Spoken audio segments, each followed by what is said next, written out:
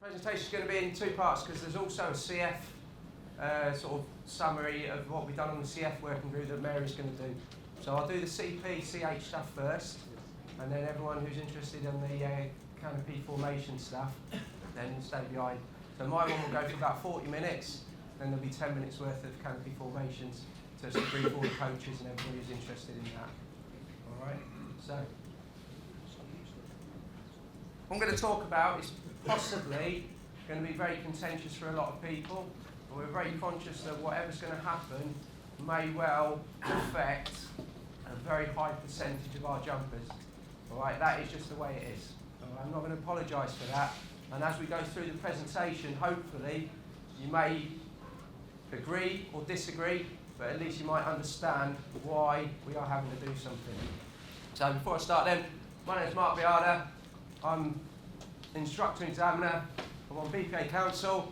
I've been a chief instructor of 3 different parachute centres for over 10 years. All right, so I've spent a lot of time watching people jumping out of planes, all right, and watching people landing. So I've got quite a good background on this side of life. I was also part of the working group that introduced the canopy handling and canopy piloting first time round. All right, so I'll just go through everything. And then really I'm only going to talk for about 5 or 10 minutes, and after that it's all points from the floor. All right, and we really are interested in everybody having the ability to keep coming. Yeah, just to keep shouting out all their points, and we will be taking it on board, and we are really interested in how much this might or might not affect people, or the perception that people have of how much it's going to affect their jumping. So first of all, the aim of the presentation. Things I'm going to cover is just a little brief history of why we had to form a working group. Give an update on the progress so far. And really trying to identify what is the real problem, so we can always get led down the route of everyone saying, oh, that's dangerous, and then everything's dangerous. But it's not just one thing. All right? And if we go down the wrong route, trying to solve the wrong problem, we won't achieve the aim. So first of all, trying to identify what really is the problem. How can we tackle that problem? And everybody's got a different idea. Yeah, keep coming, don't worry. All right. Possible new training and legislation. And to invite feedback from all interested parties. And that is the jumpers, DZ operators, chief instructors, the CAA, everybody who's got any interest in everything that we do. Oh, there we go. So why have a working group? First of all, following any serious incident, this is just BPA policy now, so following any serious incident, we have a board of inquiry. And the board of inquiry looks directly at what happened for that incident. And they make their recommendations, they find, hopefully, what caused that incident. Then we form a panel of inquiry, and the panel of inquiry looks a little bit wider of what might have been the root causes and the peripherals around the incident, things that we can learn by. All right? And sometimes the problem's too big for a panel of inquiry.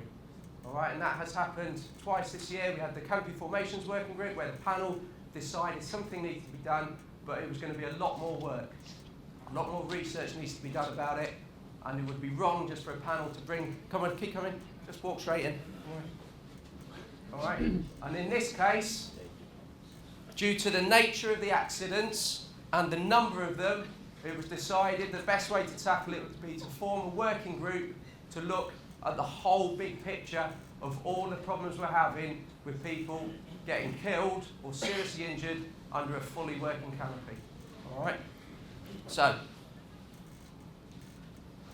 as well as that, the civil aviation have an interest in everything we do, and they've voiced concerns of how come people are now dying under a parachute that is working. What is going on? So who's on the working group? Well, myself, Stuart Meacock, who's here somewhere.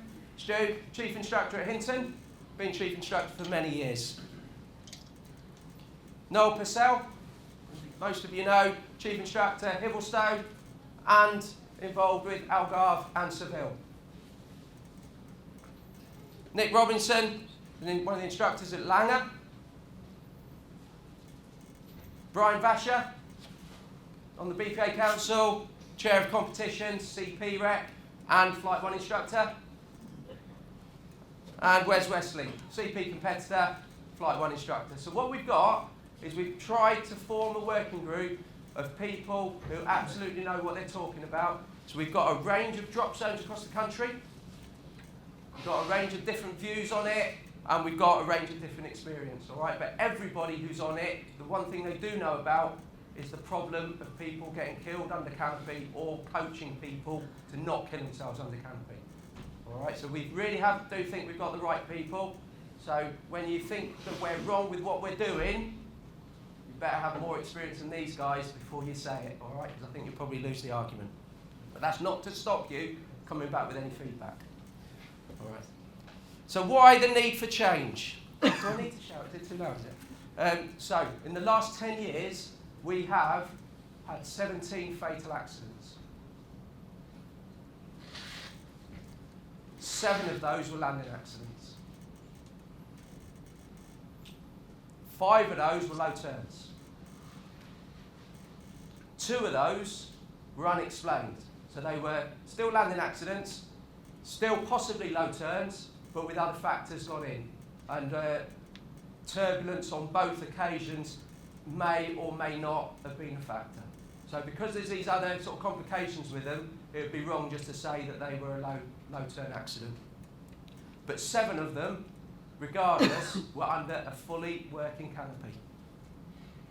That's 35% of our fatal accidents are people with a fully open working canopy. All right, so you sort of get the picture.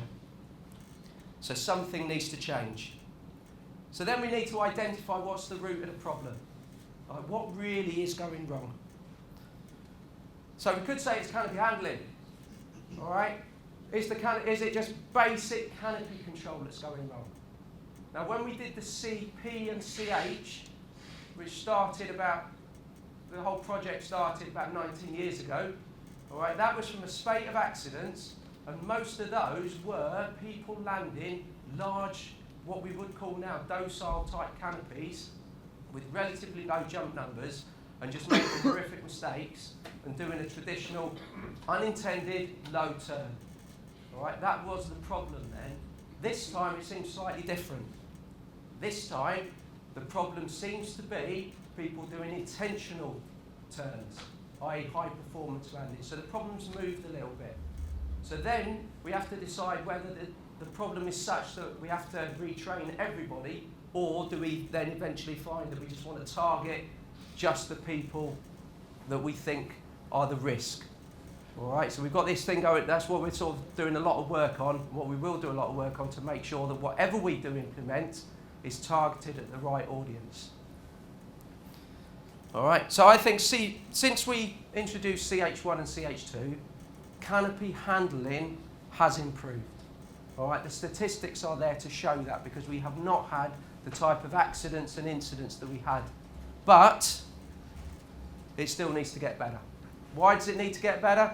Because like all these things, I think what happens is an element of complacency comes in. And the old deviance, normalisation of deviance, where all of a sudden everybody's doing something, so that becomes normal. So the next time someone pushes their luck, they get away with it, then everyone starts doing that, that becomes normal. And bit by bit, standards drop. All right, and then we need a bit of a wake-up call, and then we get our standards back up. That's one reason. Second reason, the type of canopies that we're all jumping now have got faster. All right, even from 20 years ago, all right, to now, if we look back 40 years, there was no ZP. All right, everybody was on something big like a Fury, or like a student canopy, in effect, what we call now. Then 20 years ago, everyone thought they were doing well if they were on a Sabre or something like that. Now we've got students on Sabres, all right, or low experience jumpers. The first canopy they buy will be a Sabre, because now the normal canopy out there that everybody wants, all right, the slowest thing that people want is the Crossfire type canopy. All right, so all of a sudden that's the norm. All right, so that is the world we're in. We've got to accept it, and we've got to realise that too many people probably are jumping something slightly too fast for them, slightly too small for them. And the only way to combat that is either legislate, or perhaps we could just make everybody so much better on the canopy that they could handle it. All right, so that's what we'll be looking at on the canopy canopy handling. Problem if we don't do anything about the size people jump, all right, is any mistakes that people are making that they don't even know they're making because they're so low experience becomes ingrained into what they normally do. So if they're always pushing their luck a little bit on this huge canopy, this huge 135, all right, but then they want to go on to this super cool 120, all right, they don't even know that they were pushing their luck on the big one, but when they get on the 120, they'll start realising. And if they then downsize again onto 100, then they'll really know it because they'll be the next incident, all right? And the trouble is that people, because they downsize so fast, they're not confirming at every stage and genuinely doing it right. They're just getting away with it, getting away with it, getting away with it, and when they get on the small canopy, they're dead. All right, it's as simple as that. All right. So I think that much as I hate to say it, there will be a legislation element to this and an education thing. I like the education thing. I think the legislation is just an absolute inevitable that we need to do. If we don't get the CH right, the canopy handling, then when people go into high performance, they really are a danger to everybody around them. They're an absolute danger to themselves and everyone else on that landing area and in that airspace, they are at risk of injuring or killing. All right, so there is a problem with canopy handling that if we don't catch, will become the next round of problems on canopy piloting. So what's gone wrong with canopy piloting? It's quite simple, just too many incidents. Yeah, there just is, all right? The numbers, the statistics, everything shows us that. So we could bury our head in the sand and pretend that we just had an unlucky year, but the reality is that you can always, just about, your luck will hold out only so far if you're doing it wrong, and then it will come and bite you, all right? And as an organisation, as a community of skydivers, that is what's happened. Yeah, we have pushed our luck. We are now all jumping out of big aircraft, like 18-seat Cessna Caravans is common around the country. The G92s at Hibblestone, the Twin Otter at Chatteris, the Beech 99s at Dunkerswell. So the sky is crowded. We're not all jumping out of a 206, one lift every 45 minutes, where you've only got another 3 or 4 people around you. All right, the sky is crowded. If people are not handling their canopies properly, there's a problem. If people then, at the end of the skydive, also think they're going to do a high-performance landing, having not even checked their airspace because it's all happening too fast because they're on this small canopy, then they're a problem to everyone around them. All right, so that is what we're up against. And all that adds up to too many incidents. This year alone, we had 3 fatalities. All right, I think that pretty much goes down as our worst ever year. All 3 of these fatalities, at the time of opening their parachute, had something that would save their life. All right, that is just completely sort of not excusable, isn't it? All right, so again, something has to change. Obviously, for every fatality, there's a whole load more people that get away with it. Well, I'm saying getting away with it, I'm saying they're still breathing, all right, but they're not dead.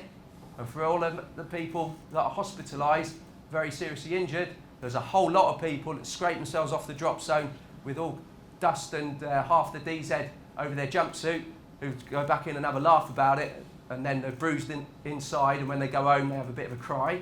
All right, and for all those, there's even more that were so close to getting hurt, but really got away with it, that they don't even know they did it. All right, and they'll go and do it again and again and again until they do kill themselves. All right, and they're the people that we need to educate. So what's the root of the problem? Is it downsizing? So why are jumpers downsizing? This is what we're hearing all the time. Don't like going backwards. Winds are too high, big canopy, want to go forwards. I'll tell you what, just put something really small. Yeah, fly a small canopy, at least you go forwards, but when you get it wrong, the consequences are there. All right, so that's never a good reason for downsizing, but that's probably the most common one that we're hearing, especially off the really low experience, smaller jumpers. So we need to educate people that skydiving's not perhaps an on-off switch where you either jump and everyone jumps. Perhaps it's much more like other sports where on a certain day, even though everything's completely legal, all right, there's certain conditions that are not good for you. And people should start learning to look after themselves, make their own educated decision and saying, not for me on this one, conditions aren't right, I'll wait for a better day. All right, so education's going to have to come into that as well. Everyone's free flying now, so they want something smaller on their back. all right, which makes a lot of sense to the people learning to free fly, but when you speak to the good free fly coaches, they'll tell you that if you're doing the free flying right, what's on your back doesn't matter. But that's still a reason why people seem to be downsizing.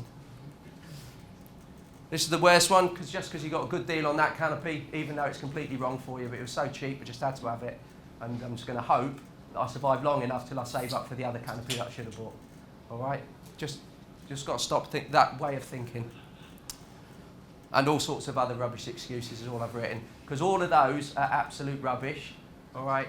And that's what we're hearing all the time. So landing incidents then. They've always been a problem. Since the first time anyone jumped out of a plane, somebody got hurt landing. That's pretty much the only time you could get hurt in the old days. All right? So it's always been a problem.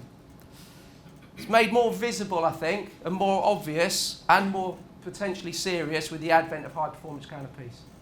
And that's one of the masking things, that now everyone's only worried about the super serious ones and they forget to worry about the absolute basics because they only look a little bit bad. All right?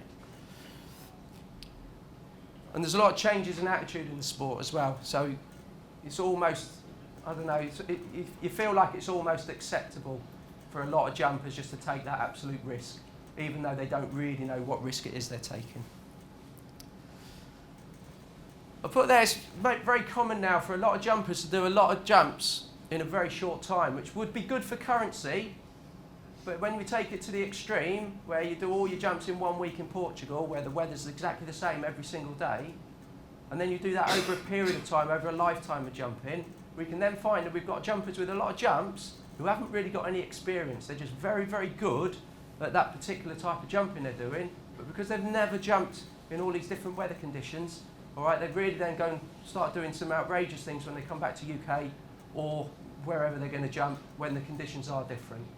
All right, and traditionally in the old days, it used to take you so long to get your jumps in that by the time you got your 1,000 jumps, you've been in the sport probably 10 years. All right, and you jumped in absolutely all these different conditions, and you had a background knowledge, experience. You might not have been as good as jumping. People are better jumpers these days than they ever were. All right, but they're not necessarily getting on board that deep sort of knowledge of the sport that's going to keep them out of trouble later in life. Which all results in a lot of jumpers, because they go away on these trips and they do a load of jumps in a short period of time, they think they're good for downsizing because they've just done 50 jumps, and then they go and downsize. And then they do it again the next holiday, and they do it then the next holiday. So what's the problem with downsizing too fast? It's quite simple. You have got a higher risk of being involved in any incident. End of. All right, everything is happening faster. All right, your landing's faster, but it's not just the landing, it's getting to the landing area. And if you're flying a canopy so fast that you can't even keep up with it, all right, your peripheral vision comes in, you don't see everyone around you. So the chances are you've got more chance of having a collision on the way to your landing area. So it's not just the landing, it's the whole flight, the whole problem. You're then more likely to get injured on landing. That goes without saying. You're more likely to hurt another jumper. And you're more likely to start doing CP on something that's already too small for you.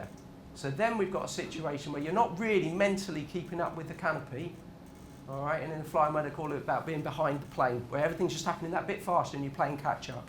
Now if you're always playing catch up with your canopy just in normal flight, and then you think you've got the perception and everything right to do a high performance landing, you can see you're really putting yourself in the danger bracket, all right? And that all comes from already being on something too small, that it's all too fast, and it takes a long, long time to catch up with yourself.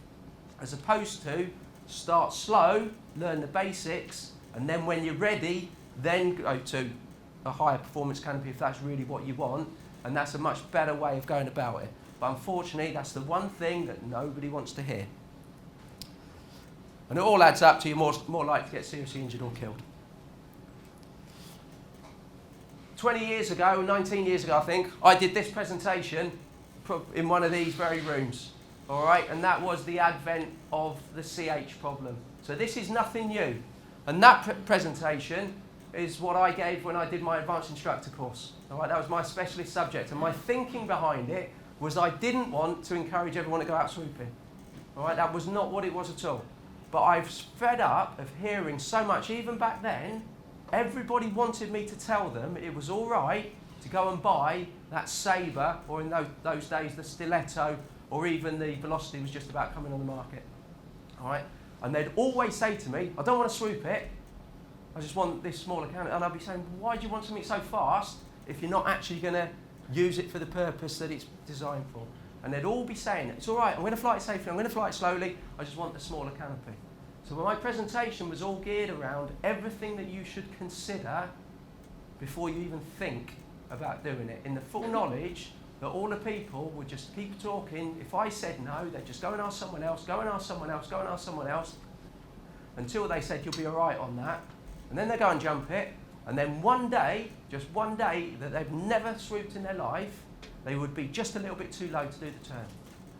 But something, that devil inside them, would say, that's all right, I've seen some bloke swooping, all I've got to do is do this, boom, pull a toggle, pull a riser, and kill themselves. All right, so my thinking was that somebody needs to tell everybody, without encouraging them to go do high performance landings, what a high performance landing really is. It's not a low turn, it's a high turn. All right, and it's a high turn with a good recovery and all the rest of it. So that was the intention of that. And now, 19 years later, we've sort of done the whole circuit and we're back where we started. All right, so some things worked out of that and some things didn't quite work. All right, hopefully this time we'll get it right. So what have we done about it? Well, we did bring in CH1 and 2 and CP1 and 2 with the manuals to varied success, I would say. I think the CH as a basis for Canopy, for an audience that's not people that are paying big bucks because they've got a mega interest in it, of people that they're just jumping. And all they really want to do is skydive, and they really just need to be given a baseline of information that's compulsory that they have. So it would have been wrong to go like all the way down like the Flight 1 route or these other companies that are doing their courses. That would be almost a bit too in-depth for our general audience. So I think the Canopy handling was about right. Canopy piloting, to start with, seemed to work, but it's come back and bit us. And there's a few reasons why that I'll cover as we get going. All right, so what have other countries done about it? Now these are the bits that you might or might not like. So Canada, Norway, Holland, and Australia have all done something very similar to the CH1 and CH2. In fact, apart from changing all the fonts and the photos, they've almost just copied it. All right, but they've got any Canadians in here? Or Australians? No, good. All right, but that's really what they've done. What they've done is updated it a little bit, but the thinking behind it, everything is pretty much they've borrowed it from us, I think. All right. But they've all also adopted a system to control a canopy type and size. That be whether it be by wing loading alone or wing loading and jumps. All right, with a few caveats. They've all done something slightly different, but that's just a play on the numbers. All right, they've done something to absolutely, as a country, bring in legislation for it. Most of them for jumpers up to 500 jumps, with a couple of the countries up to 1,000. All right, so that's where they seem to think that they can sort of like take the kid gloves off and let people go a little bit. We've all heard about the dreaded French system. All right, now I'm going to talk about this in depth. That does not mean that we're going to adopt it, so don't start panicking just yet, although it is a very good system. All right, so what have they done? They've gone absolutely rigid on it. Yeah, they've just absolutely, with a stick, just gone bang. This is what we are doing. And if you do not like it, you do not jump in France. And we've got emails from the people that wrote the system who absolutely assured us that they are happier to lose some jumpers than carry on seeing the fatalities. And if that means people don't travel to France to jump, or if that means French people leave France to jump, they would rather that happens than carry on seeing the type of fatalities that they were having that we had last year. Originally, their system was only up to 600 jumps. But guess what? All of a sudden, everyone got 600 jumps and they started dying at 601 jumps. Well, all it did is shift the problem. So now they've got to 2,000 jumps. That's a lot of jumps, isn't it? Before you can do whatever you want. But it's not really that many jumps these days. So go back, rewind the clock, as I said, back in the day when it used to take you 10 years to do 1,000 jumps. That's 20 years. That most people have retired from jumping by then. Nobody did 2,000 jumps. All right, on old kit, you know, you were done. All right, these days, people are doing 1,000 jumps in the first 3 or 4 years. And it's not people, it's like the majority of our jumpers. All right, so actually 2,000 jumps ain't that big a deal. All right, you'll get there. All right, and far better to live to get 2,000 jumps than not, innit? They've also identified that it's not just the jump numbers and not just the control of the system, that it only works with better training. All right. They've identified the problem, as I said, was that everybody can get their hands on fast kit too easily. So the problem had escalated and run away with itself. And they've identified another thing, that it only works if the PTOs get on board and manage the whole, I call it the problem, but it's not the problem, it's the whole big picture of parachute landings. All right? So in France, they've also made rules about you can only do a high performance landing in a high performance landing area. And the high performance landing area is legislated and audited on their inspections. And it must be a certain distance from the nearest hazards, and the nearest hazards must be minimum, maximum dimensions, sort of thing. So they've proper thought about it, and they've identified that actually the risk gets massively amplified if you start doing your landings in the wrong place.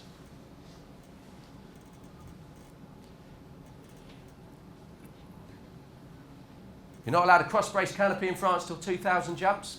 Bust. All right? Like, as I said, they're willing to discourage some jumpers. They just don't care. They think that that's the way ahead. Now, they've had very good statistics since implemented, i.e. no fatalities. But so did we have when we bought CP for the first couple of years. These things will come and bite. And time will tell if they've got it right. Okay? The interesting thing is the amount of work that they've done at a very top level, and in their mind, they've done it. They've done this big picture of parachuting in France, and that's what they want to do. And the other interesting thing with them is they've got the courage of their convictions as an organisation, however unpleasant it is, to enforce it. All right, you've been warned. Right then. So this is what the French do then, so that you know what you can jump. So you can go online, go on the website, you put your weight in at the top, so 75 kilograms. Assuming I've done 450 jumps, it gives me this chart of step downs, and they're like every 100, 200 jumps or whatever. All right? And you can go on that. Now, as a little bit of a discretion, should we call it, they've got this other line, which is up here, which says about, you won't be able to read it. It's basically, they've got their thing called a BI5 or a B5. Now, unfortunately, I can't get a good translation of French, and my French is not good enough. But it's to do with canopy coaching, all right? And it's more aligned with CP than CH. So they are the canopy coaches and the scheme that they've done. And if you have done that, you can then tick that box, and that gives you the lower line. So you can jump a smaller canopy at every stage. All right, but that needs to be authorised by your canopy coach and your chief instructor, I think. All right, and also what the French do is with every downsize, you have to do a minimum of 3 coached jumps. I did probably like I pre-declared landings, just to watch so that you're doing it right. And you have to enter that on your log, but I don't think it's your personal log. I think they've got some sort of like online type thing. So that as an organisation, you can't really bluff it. All right, it's there. You've declared what you're jumping, and it's got to be within the rules. So what are we thinking? This is now what all that you didn't really want to know, did you? What you want to know now is just cut the bullshit. What is it we're going to make us do? So this is what we're thinking. Canopy handling. So we're going to do a rewrite on canopy handling. All right, but the system's nearly there. All right, so it's not a radical rechange of canopy handling, probably. It's more going to be and bring it up to date for modern thinking. All right, there's a few things that are in there to do with like rear risers, front risers, S-ing off on the baseline, things like that that almost went out of date the day we wrote the manual. All right, and now they're really out of date. So it does need a bit of an update.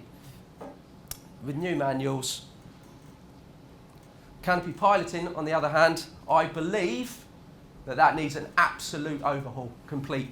Yeah, if you think you're a canopy pilot now, you're not. You need to start again type overhaul. All right. I believe CP1, one of the problems with CP was because CP1 was up to 270-degree turns, people look at it and they think they've got to do a 270. And that was never the intention. All right? But people wanted the sticker, so they pushed themselves to get the CP1. All right? What really should happen is it should take you a long time to learn this. This is not something you learn with 5 jumps at every stage. All right? This is life and death stuff. This takes hundreds of jumps at every stage. So it's not even just 100 good landings. This is 100 at least of everything. So to get CP1, I believe should only be 90-degree turns.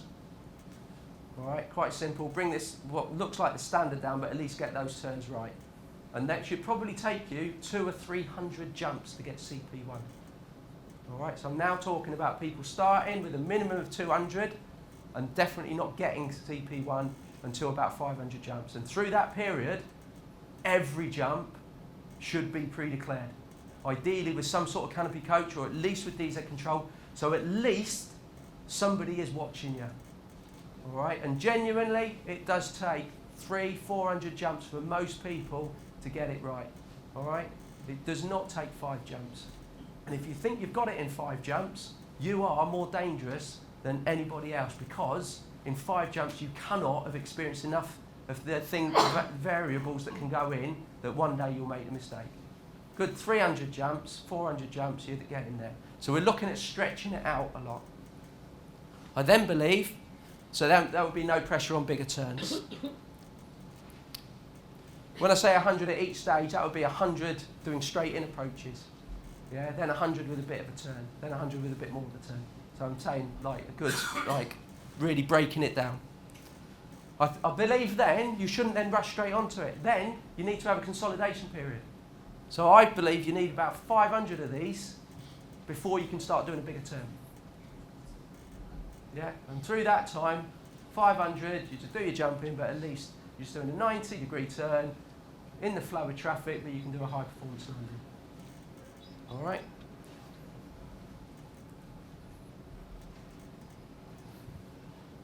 And then CP2 would be the turns bigger. All right. Few other things. I think there should be currency requirements for doing high performance. So I don't want to talk in depth about the incidents that we've had, but lack of currency was definitely a factor in 1 or 2 of them. But lack of currency might not just be have not jumped that year. We're talking now flying something like a Valkyrie. All right. So jumping something huge, nearly all your jumping life. But because you've done a load of jumps that year, then going straight onto this small one, but then on that first jump doing something on it, it's a recipe for disaster. So there needs to be a currency brought in that people only jump if they're current on that particular kit. We've already got that in the display world, where we have to jump on type and size of canopy, and I think that we do well to bring something like that in on the CP world as well.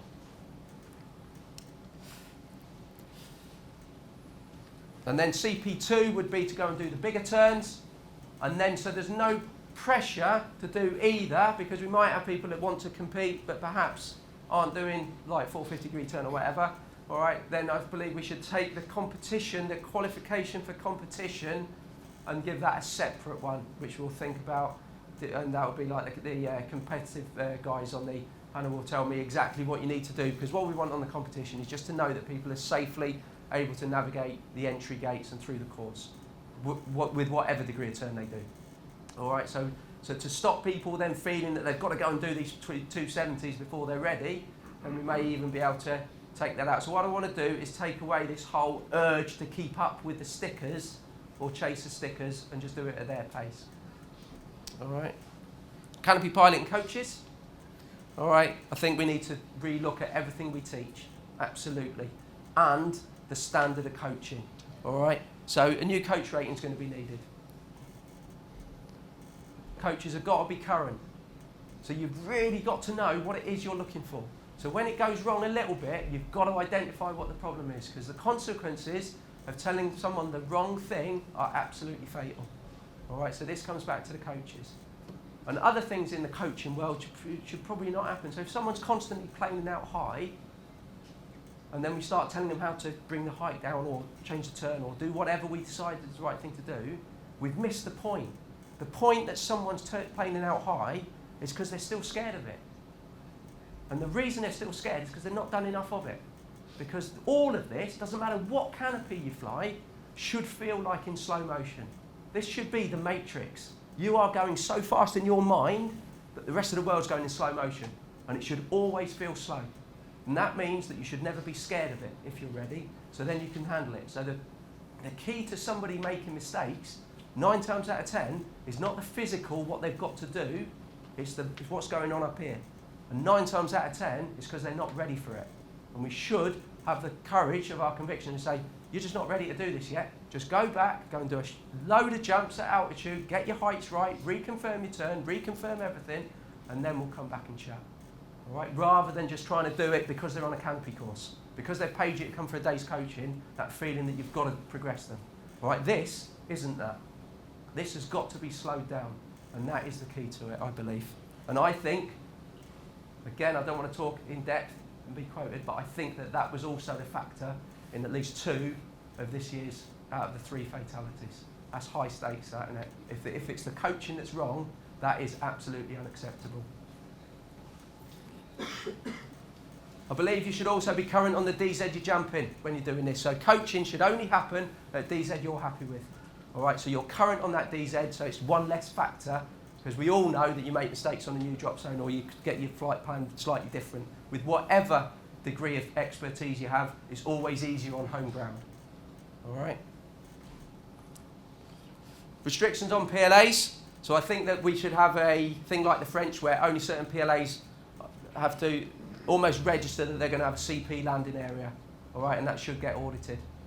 All right, and there should be restrictions on that. Maximum turn into main landing areas then should be reduced. Then that should be a rule across the world. All right, maximum of 90. So at no time into a main landing area are people doing any turn that they're turning their back on other people. So they just fit in with the flow of traffic. All right. Separate landing areas, like I say. And then you've got to think about the location. Is it near the audience, like the spectators? Is that the pressure that's put on someone? Is it too near the hazards? All this sort of stuff. What else?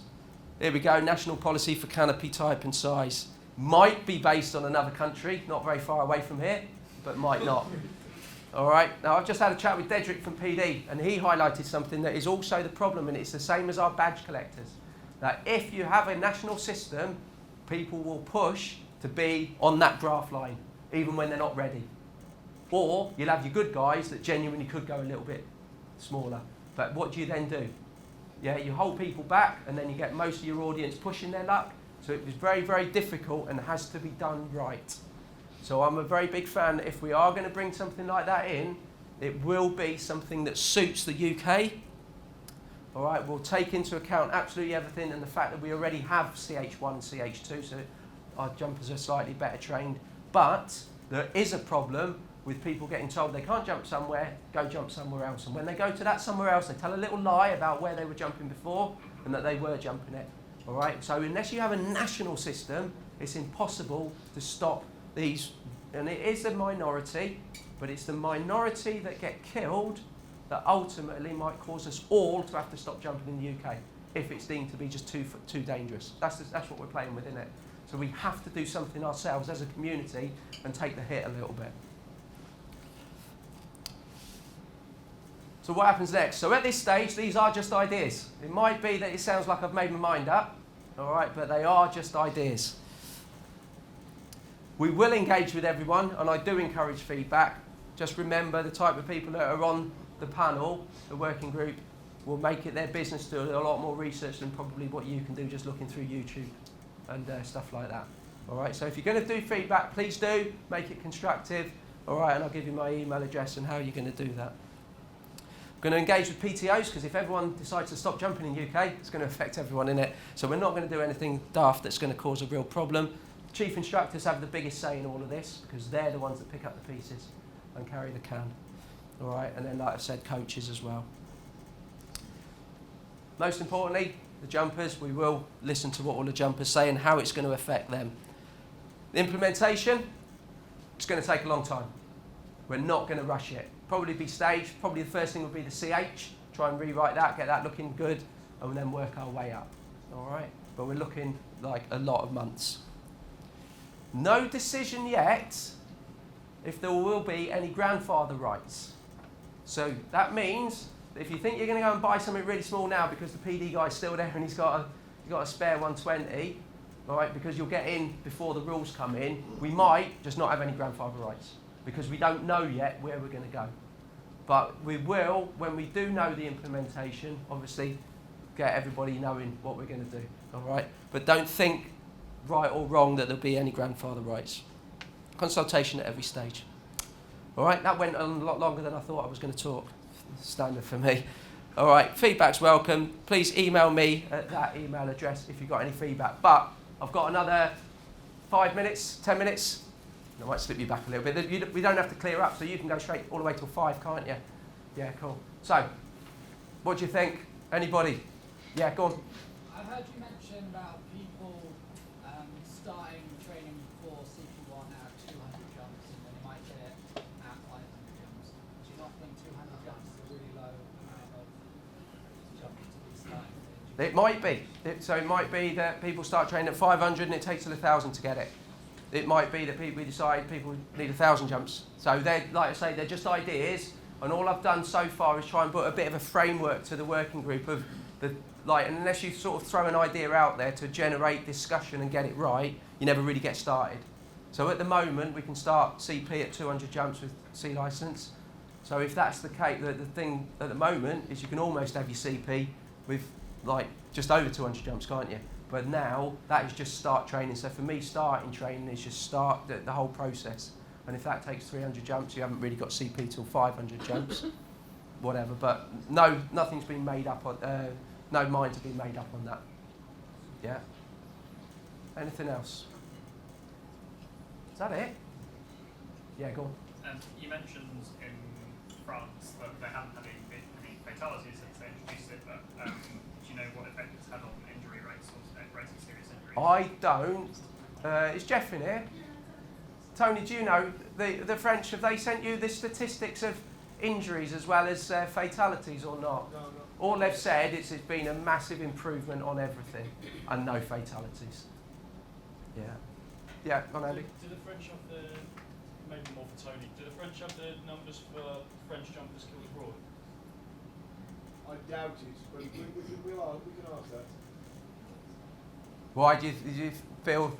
I wonder how many people they're told they can't jump on their own just... And then still have an accident. What we know is that there are more Brits killed abroad per jump numbers than are ever killed in this country.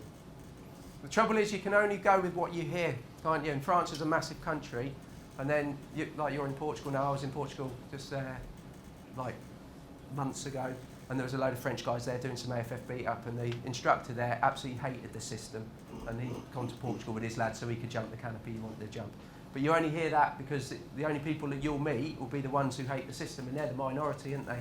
So it's hard just to slay the system and say it's rubbish. Everyone hates it. It does seem to be fairly unpopular with the jumpers, as opposed to very popular with the hierarchy. But that might just be that we only see the jumpers who it's unpopular with. I don't know. Yeah, go Craig first, and then the guy at the back. Just curious if you wanted to ask for a show of hands to see if people think we're going in the right direction. I was expecting to get shot down by now, and it would be obvious that we weren't. So by the fact that there's not that much, are we doing it right? Yeah. Say yes if you think we need to do something.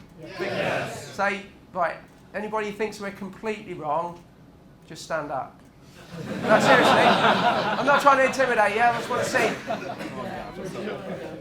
Or just put your hand up then. Or just shout like bit of ventriloquism, throw your voice somewhere so they don't know who it's coming from. So nobody really. So I think with hopefully what I've done is just explain the need for change. All right, that's probably all we've done today because I haven't got the answers yet. We've had a real busy year with the working groups and we're really only just getting started on this, and that's why but the idea of this was a problem that Stuart picked up, that he's heard mumblings of people trying to go out and buy and rumour control going out of control because they're going to do this, going to do that, they're going to do that. So this is me saying we don't know what we're doing. but we're going to do something. But when we do it, it probably will be fairly rigid implementation when we do it, because we'll know we've got it right and we'll know it's the best for everyone. Sorry, there's a guy at the back first and then yourself. Yeah, Yes. sorry, no, I think it looks great. My only concern is if you make the requirements in terms of the number of jumps they need to do to get to the next stage, that it might drive people overseas, which I think probably what Andy is alluding to. But also you might drive people away from coaching and maybe towards practicing themselves. So my But only that's, concern is, you're right, and that's where the big buy-in has to come from the PTOs and from the chief instructors who are managing the whole issue. And at least CP is one of those things that's very, very obvious to the DZ controller. If someone did that free flying and goes and manifests to do a flat fly jump, genuinely, once they're out the door, there's nothing stopping them sticking it on their head. And what they don't realise, they're tracking up and down jump run or whatever, and you may or may not see them, and they may or may not get reported by the other jumpers. Someone does it on landing, DZ Control should be watching that. So I'd like to think that with the PTOs buying in on it, and if one of the first things we do would be to restructure, before we worry about the jumping, maybe get the landing areas right, restructure the landing areas, that might just stop that and sort of cut off that little loophole. but if you're watching, say, 18 people, a DZ controller might not know who is... Trust me, who is. when you're watching 18 people, you pick out the one who's getting it wrong quite easily. Yeah. Remember, we're talking about people whose job it is to do this. All right, and you can watch 18 people, and the one that's wrong, it's almost you're looking for the one that's different, and it stands out like a sore thumb. So all you guys who think you ever got away with it with me watching, you didn't. Yeah. All right, it's here. I know you. All right, I've got you. Go on. Given that the AGM is only once a year, Yeah. what plans do you have to communicate with Good answer. Is Liz Ashley in here? Yep. There you go. Liz is going to put something in the magazine for me, but not until. So this is my saying we don't know what we're going to do brief. All right. When I know which way we're going to go at every stage, we will probably put something in the magazine. All right. And if we don't put it in the magazine, I will be reporting to Safety and Training Committee every 2 months on the progress as it comes out, and then through your chief instructors that information will come out. So we'll make sure that whatever happens, everybody gets it. It's not going to be a big secret, and then we'll ambush you in a year's time or 2 years. Yes? Post A license, Yeah. should we be encouraging more jumpers to move down canopy handling progression over freefall progression? What, in training? Yeah. Yeah. Not over, I don't think. It's just it's everything, isn't it? So what we shouldn't do is forget about it. All right? And I think we should just constantly just be helping people to progress. But progressing isn't doing more difficult things in this case, or going smaller. Progressing in this case is when you get your good flight plan, is then being able to do that in every single weather condition and never getting caught out. And even if the jump run was a bit skewy, getting back to the landing area safely, or landing like in a safe area safely and making a good educated call. Until people do that on a nice big docile canopy, when it goes wrong on a small canopy, they haven't got time to think, and they traditionally are our low hook guy because they didn't make it back to the landing area, but they've been busy, they're a little bit out of it because it's all happening too quick, and then they go and hook themselves in. So it's all about just reconfirming at every stage and keeping everyone going. Sorry, who else? Was there someone further back first? Yeah, go on. So when you're talking about rewriting the CH manual, are you considering taking maybe S-turn on finals out of Yes. the manual? Well, And maybe with- talking about not spiralling, because with the variation in canopy sizes that might be on the same load or even in the same group, the importance of keeping a good stack is even greater. Everything will get looked at, That's trust me. Aside from So I can't talk. high-performance turns. Yeah, I can't talk about what all the other chief instructors want to do around the country, although we will try and get it. But for instance, at Netherhaven spiralling, if it's not absolutely banned, you definitely know that you shouldn't have done it by the time you walk in. All right, it's very much frowned upon, and we really want to get that message home. But I'm pretty sure there'll be some other small parachute centre that has a Cessna 182. All right, that you can't ban spiralling because then maybe the tandem cameraman needs to spiral to get down. So it's not something that you can sort of legislate and ban. It's all about education and getting people to do the best canopy flight they can. And if for a big aircraft thing, spiralling's gone, then spiralling's gone. And all these things will get looked at, and the S not turns. just and all spiraling, that. S-turns, Yeah. there's, It's all gonna get the looked year at. before, in Illinois there was an incident. Yeah. Sorry, Dan. There's obviously BPA roadshows and lots of displays. Has the BPA considered a canopy handling roadshow? As far as I'm aware, that's not. Well, the trouble is the road shows are done by the competitors, so it's always on the Canopy side of life. It's been the CP that's done it. It's a long time. I mean, I did a Canopy handling road show many years ago, and I think they probably have fallen by the wayside. And maybe that is something we should look at. So it was happened this year. It was a Canopy handling, although it turned into Canopy quality. Right. But Yeah. Cool. But the competitor involved, it was a Canopy handling road show. It's not. Yeah, but it was restricted to no. people competing. Yeah, but maybe we should move it away from the competition and have it just out. So yeah. Sorry, Mary. You got 3 minutes before you run anyway. Yeah, I wanted to pick up on a question about putting the emphasis back on camping flight Yeah. rather than freefall using flight. And I wondered if in your research, looking at other countries' systems, you've looked at the Dutch and the Canadian system, where both of those to get a sea license, you have to do some CF. And in the Canadian system, you can choose between CF or applicant to get your sea license. Right, So okay. for I me, haven't that's looked at been that really yet. interesting, that it really emphasises the importance Yeah. of camping and Yeah, that's a fair one. I do think that what we've got is still better than most countries have. I genuinely do. I know the Americans make you do a canopy course of your own choosing at a certain stage and all that. But what we've got and what I have seen of all the other systems is, I think ours, if it was done correctly, is about as good as anywhere in the world. It needs updating, yes, but it needs to be done correctly. People just need to give it that little bit more respect and do it properly rather than just a tick in the box of a written test that you've got to do. And I think we can all, I put my hand on and own up that I think we've all allowed ourselves to think that it's just a stepping stone as opposed to that critical stage and everybody's jumping that they've got to get right. Sorry, Noel, you were going to say something, or was that just... Just going to reply to Ming that one of the issues we've got to do is the culture and the education of it. The fact that if we take something out, you need to tell people why you've taken it out, why we've removed it to increase the rest of that education. If you just say no sparring, we need to let people understand why there's no sparring. So I'm already on with that. I fully understand what you're saying, but if you just take it away, you've got to tell people why it's been taken away, why they shouldn't be doing it. So I got numbered with the rewriting of the CH manual. You volunteered. Yeah, it was just a consideration. But definitely one of the things is, trying to reduce the number of turns people are doing and things like that, and trying to explain why we're doing that. So yes, I'm trying to overhaul any of that. And if, like I say, if anybody has any feedback on that sort of thing, what they'd like to see change, or good ideas that they've seen, then please email Mark. And did you have something? You had something? I was going to say, sometimes with crew, we do certain canopy size, but you might wear lead, and we talked about weight on the chart in the French thing. Will this, like with non-high performance landings, like crew canopies, will it affect that as well? I don't know. We haven't looked into that yet. So, yeah, I don't know. I mean, there's something to consider on freefall jumps as well. Yeah. But the sort of weight that we're talking is, unless you're going to go out with like 15 kilos on, is minimal in this context, I think. Maybe for crew it's a bit more, but maybe crew's a slightly different beast anyway. One last question while Mary's setting up then. Go on. I did my CH progression at the beginning of skydiving, and it was looked after essentially by AFF instructors.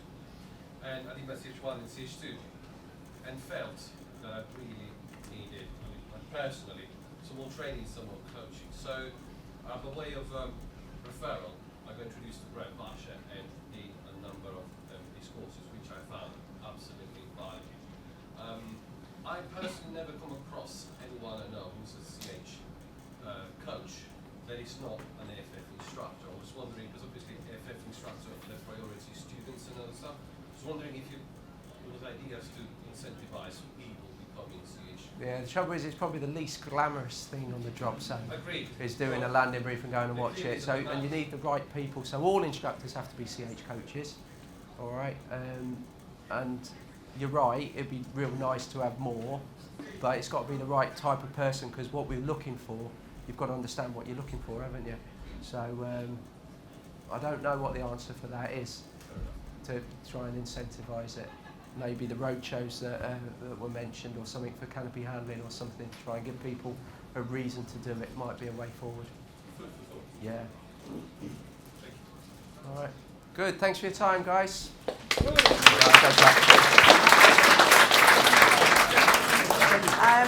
So I'm not going to give a blow-by-blow account of the changes to the CF manual and how the working group happened and all that kind of thing.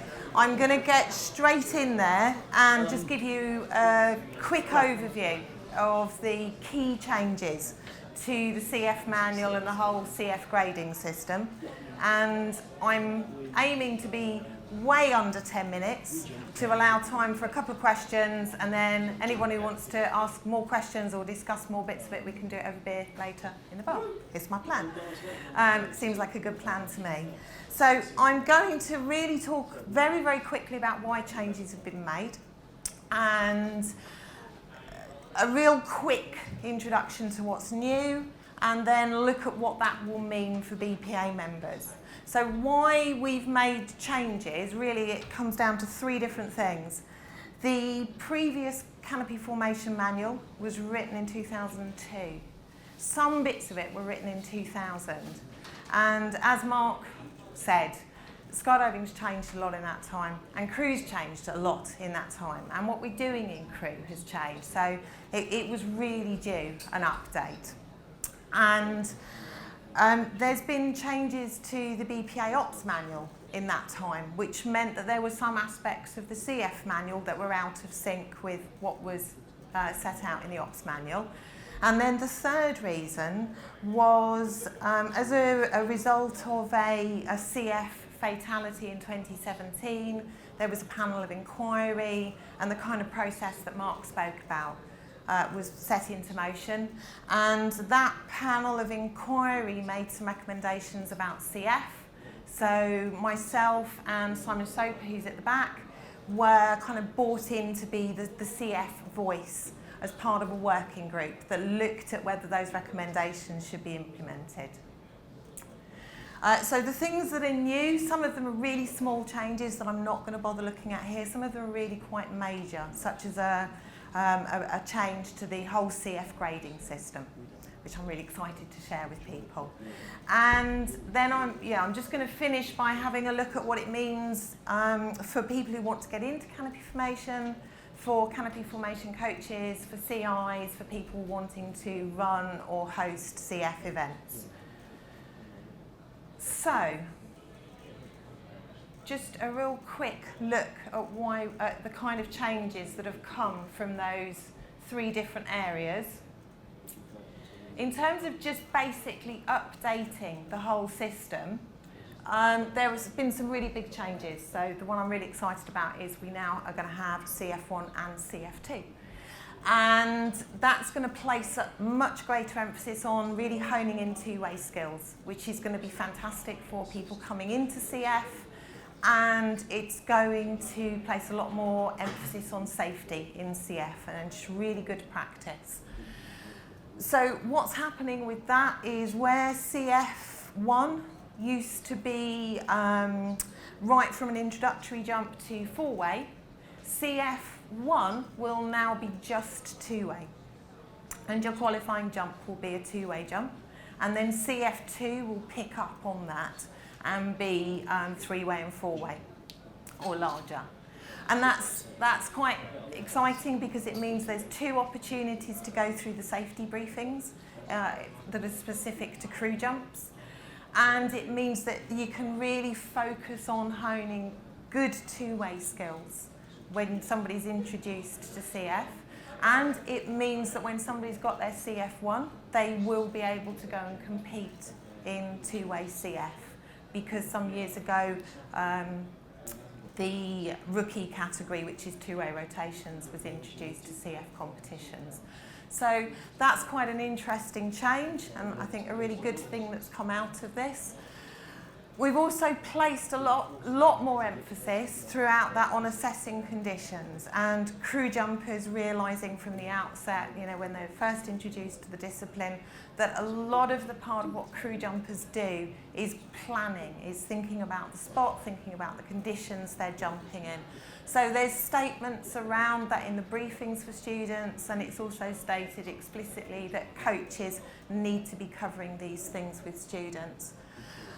Sort of smaller changes, the previous manual said that you could have 2 students per coach. We've now changed that and made that explicit that it should be 1 student per coach because of the nature of the discipline. That makes a lot more sense. And then crew jumpers being crew jumpers, other little changes mean we've put in things like never attempt to catch a cutaway parachute or a free bag or an accessory to sort of update the safety briefings. In response to changes that have occurred in the ops manual, we've raised the end of work altitude for coaching jumps, which reflects the raising of deployment altitude over the last few years in the ops manual. So we now are requiring an end of work for a CF student on their first jump to be 3,500 feet above ground level. And then the coach can lower that to 3,000 feet if they feel it's suitable for the student in subsequent jumps. So if the student is really competent on the canopy they're jumping, if they are taking the time to do their drills when you finish working height, then the coach can take that down to 3,000 feet. So that's radically different than what we had before. It stated 2,000 feet for end of working height for people who were new to crew, which didn't seem appropriate. It was previously recommended that a CF student should have a minimum of a B licence and 100 jumps, but elsewhere in the old manual it also said that somebody A licence could learn crew. So with changes to the RSL requirement that have come in the BPA manual, that now means that a CF student needs to be B licensed, and we've made it a requirement rather than a recommendation that they have 100 jumps. And we've added currency requirements for coaches and students. So the BPA have brought in those currency requirements for coaches. You've got to get them signed off, and it seemed to make sense to reflect that in the manual. So in the manual, I have got a copy here. It says there's a certain amount of jumps that a coach needs to have within a time period, and the same for a student. So it's no good a student having 100 jumps but they haven't jumped for a year and they come to a coach and want CF coaching, and you go straight up and do it. So I think it's all really positive. And then in response to the panel of inquiry recommendations, another 3 changes, and these may or may not be a little bit more contentious. So I think the first one is very straightforward, that we've made those CF specific emergency procedures more clear, and because we've now got 2 separate grades, those are covered in at 2 levels within that, which is good. It means that those safety things are iterated at least twice. Students get a full-on safety briefing. And it also avoids overload. With the old system, when somebody was having their safety briefing, they'd never done crew before, it's all really scary, it's all really overwhelming, and they're being told about emergency procedures on a 4-way, but they're going to go up and do some 2-way jumps first. So this makes a lot more sense. So it was a recommendation of the panel of inquiry, due to the nature of that fatality, that we should look at people being signed off for crew packing as specialised equipment. And that seems to be a very good idea. It is something that a lot of coaches do anyway. They're teaching their students to pack the kind of systems that they're jumping. But we've now made it a requirement, and we've made it a requirement that the student has to be signed off to pack that kind of system they're jumping. So whereas we've got some of the coaches out there are jumping bagged lightnings, that will be the system that student is signed off for. and they have to be signed off for that to get their CF1. Coaches who are teaching people on free packed canopies with tail pockets, that will be signed off on their packing certificate. And it was also recommended, because of the nature of that fatality, that CF coaches and people running CF events had to have a much better system for keeping track of kit. And I know there's a lot of CF coaches in the room, so you all know how much we swap over kit. And we might be running an event and somebody prefers a different type of toggles, so we swap them over. And then somebody else wants a different kind of handle or a purd on their pilot chute, we swap them over, because it's about students feeling comfortable when they're learning CF. But that has consequences when you've got multiple people making those changes. And there needs to be a system in place that means if something happens, there's a trail of accountability there, that it can be traced who's made what changes. So, I'm doing all right for my 10 minutes, aren't I? So, at the back of this new manual, we've got a couple of example logs, which we've come up with as they are examples. We're not saying this is the way it has to be done, but this gives an idea of the kind of information that should be kept at any event, a CF event. And so there's one for events, and there's another one for coaches who might just be working on their own coaching. So it just keeps a log of when equipment's changed, who it's packed by, when maintenance is done on it, and who that's done by. So that is a very quick summary of the changes. And so what does that mean for BPA members? Because that's quite a lot of changes, so it has quite an impact. It's been quite a long process getting this far. This is version 13. It's gone backwards and forwards. The CF coaches in the room should know that this has been circulated to all CF coaches in the UK, and we asked for feedback. That was version 12. We did have some really useful feedback, so we came to version 13. This is currently a draft manual. It's going to STC at their next meeting, which is just over a week away. And we're very confident that we've shaped up a really good document. So we're very confident this will get passed, it'll get accepted at STC, and then it will roll out for the new BPA year. So 1st of April, this should be a live document on the BPA website. So it's really important that everybody who's involved in any way has a good understanding of what it means for them. So if you've already got CF1, it should just be a case of you are going to go to see a CI, ideally your CI, and they will give you a CF2 sticker. Yes, excellent, we all want more stickers. Yes, yeah, we have stickers. CIs, CF2 stickers should be on their way to you, more or less, as we speak.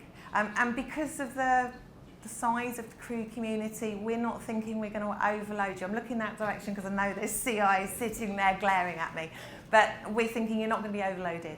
And it might just be a case of you need to check somebody's logbook if you're not sure whether they've really done much four-way since they got their coaches rating, but that seems to be what you're doing anyway when you sign off people's coaches ratings every year. So we're not thinking that is imposing too much. If you're a CF coach, you're going to need to familiarise yourself with this because there are some changes around those jumps. So for example, the two-way now includes an offset dock. We are wanting students to have an experience of an offset dock. As part of that sort of thinking about how do we build those skills, how do we make this a bit safer, and how do we better prepare somebody to get their CF1 and then go off and really practice and really hone their two-way skills before they then embark on four-way. And you're going to need to incorporate those changes into your coaching practice and things like using the log, all of that kind of thing. You're going to need to spend some time looking over it. For anybody who's wanting to get into CF, I think it's really positive. People who want to learn CF should have a much better experience and acquire better and safer two-way skills, and then build that into safer and better bigger way skills. So there is this greater emphasis on basic two-way skills and safely learning about an offset dock with a coach, rather than getting CF1 and then just going off and experimenting with this stuff with somebody else who might just have CF1. You've got a possibility of practicing and consolidating your two-way skills before you move on to four-way. And for some people, four-way CF is not for them. So there is now that possibility of staying with two-way and building Canopy experience that way. It also means, as I said before, there's an ability to compete in two-way and hone your skills that way before moving on to four-way, and an ability to confidently pack the kind of CF kit that you're learning on. So that's it in a nutshell. It sounds like the draw's already started because I just heard some whooping. So quick questions. Quick question. Have you given, I apologise, I haven't had a chance to read the manual yet. I will read it before it goes to STC. But is there any guidelines for when the CI is to give out the CF2 certificate? That's another opportunity to go through the safety briefing again. Because you may have people who have been jumping for years and years and years. We talk about the normalisation of the Yes. that they are so close to getting it wrong, they've got away with it. Yes, yes. Is it literally just beer and a sticker, or are you making people are you giving CIs guidelines to say, listen, please reiterate these points and stuff like that? Otherwise, I think we're missing an opportunity. It's a really interesting question, and it isn't one that's come up in our working group yet, and it didn't come up with our feedback back from the coaches, and I think that's really important feedback from a CI perspective, and I absolutely agree with you. That's a key opportunity to just check that coaches have looked at this and that they are on board with those safety briefings and with current good practice, because what we've done in rewriting the safety briefing part is really reflect current good practice and make it much simpler so it's easier for students to digest. So I think that's really good, and we can take that back to the working group. What Noel said on that. So I just asked, was there any guidelines? Are we literally just going to be asked to give a CF2 for a beer? You know what I mean? It's a walk up saying, I've been doing it for donkey's years. This is a classic opportunity to get people to think about the drills that they're doing. And is there any guidelines for us on that? for the conversion from CH to from CF2. CF1 to the guys who've got CF1 now. To give them grandfather rights. Yeah, giving them grandfather rights. It's an opportunity to just either, to review the drills, review or do a check jump. maybe a little thing. One of the proposals as part of the working group is that if you as the chief instructor think they've qualified to be able to teach CF1 and TH2, you can use a grandfather, but that's not a given. No, I'm on about the average Joe jumper. It's an opportunity, rather than just, you've been doing it for years, there's your sticker. This is a classic opportunity to say, right, stop, let's just go through everything. Like we say, if you've maybe been getting it wrong, maybe been getting away with it for years and years and years. Classically, it is the entanglement drills and things like that. Things have changed. Just, it's an opportunity rather than just saying, there you go, you couldn't. We don't want anybody getting killed. Yes, and because they've got CF1 now, doesn't mean they're automatically going to get the CF2 sticker. Well, that's kind of what we're saying. That's maybe something that we can do at SDC. And say that before you give that CH2 sticker, we review that. Perhaps a good way to do it would be maybe a logbook endorsement to say that they've read and understand the new CF manual, so at least everybody, the whole CF community, starts operating to the new manual, and we haven't got the old ones still doing it. Well, I think if it's not in there, then we can say that at SDC. What we've done on this now, As is the guideline. It would not be the case it was a grandfather right recommendation, which would include what you're saying, which makes sense. If it was a recommendation to the CIs, then they understand you're not going to just automatically get a sticker. Sorry, I had meant to say that people with CF1 could request it from a CI rather than, they absolutely had that automatic right to it. It's a good opportunity for CIs to actually say, right, stop, just review procedures and that. Any other questions? The new working heights, the new break-off heights, do they apply to all CF jumpers, or is that just for coaching? No, that's for the coaching. That's for the coaching jumps for CF1. So we still 2 grand, or are they all raised? For fun There jumps, for CF are fun jumps? recommended. The recommendations for fun jumps and experienced jumpers stays the same. There is a note in there on the second safety briefing, so the safety briefing for the bigger jumps, that you should raise the break-off heights according to the size of the formation. So a bigger formation should have a higher break-off end of working time, but then you can build smaller formations. So that's one of the things that wasn't in the manual. It wasn't mentioned before, and this has been an opportunity to bring that in. Does it mention that if bringing a formation into land, that's a different situation? Yes, there's a sentence in there that alludes to that, in saying that you should consider the break-off height according to what's happening on the jump and the experience of the jumpers when you're talking about experienced jumpers. We took out that specific reference to landing formations that used to be in the old manual. Yeah. It's such a specialist thing these days. Mm. No, I mean, Yeah. yeah. But it is still done. Yeah. Displays and so on, and Yeah. and especially Yes. especially jumping larger display canopies. Yeah. Like friends do, it's We've perfectly fine. we've really tried not to interfere, with what display jumpers are doing, and what the display teams are doing. We've tried to not have an impact on Maybe that. you might tell in those terms. the audience how many drafts the panel gets. I did mention the 13 drafts, Tony. Yes, Tony's overseen the whole thing and looked at all these drafts quite rigorously. Yes, and Mark's led the working group. Yeah. Okay, should we go and see what prizes we've got?